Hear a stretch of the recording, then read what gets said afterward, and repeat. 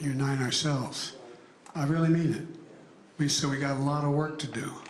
And then I decided my son Bo ended up volunteering to go to Iraq. He was the Attorney General of the state of Delaware. And he came back.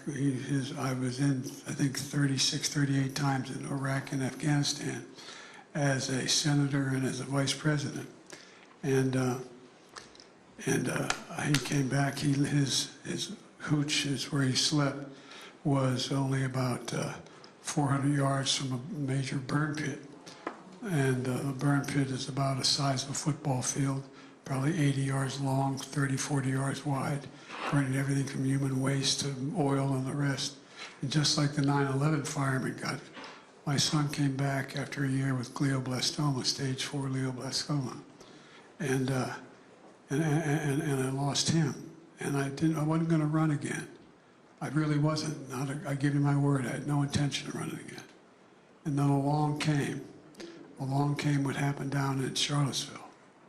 And I talked to the mother who lost that daughter who was killed by these, coming out of a field in the United States of America in the year 2000, and I guess it was 16, 17, 18 in that range, but a little later, carrying torches, Ku Klux Klan, Nazi banners, I mean literally Nazi swastikas, and marching through the streets.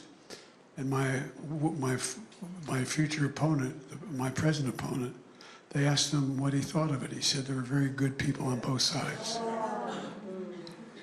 And I'm going to say something that may sound outrageous to you, but I thought he's the antithesis of everything I believe, and I thought I could beat him. And that's why I ran. And so what's at stake now, folks, is our democracy. It's not hyperbole. You may remember when I got the nomination, first thing I did, I made a speech in Convention Hall, in Philadelphia. And I made a speech on democracy. And a lot of people said, what's he doing that for?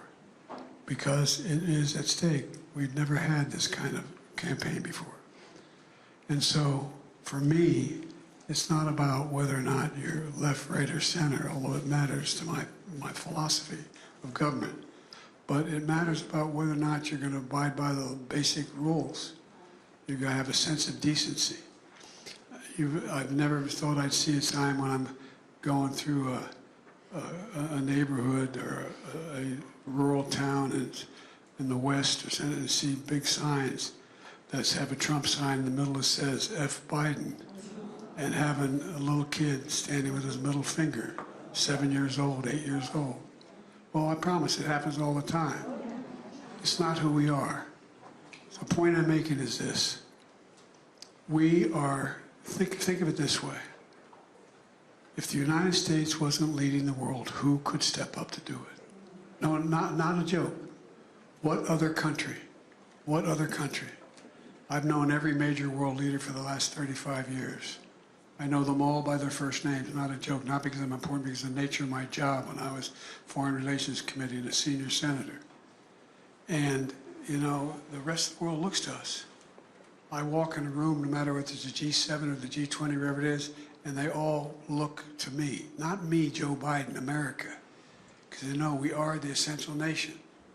And, you know, Madeleine Albright wrote about us being this. She was absolutely right. Absolutely right. And we have a chance. We have an incredible chance to change the direction of the world without using American forces. We have an enormous chance. So I said before I ran, I was going to write a book on inflection points in American history, where the things that happen in a very short period of time can determine what the next 4, 5, 6 decades look like. We have a chance. We have a chance to change the dynamic in a way that we haven't had before. The post-war era is over.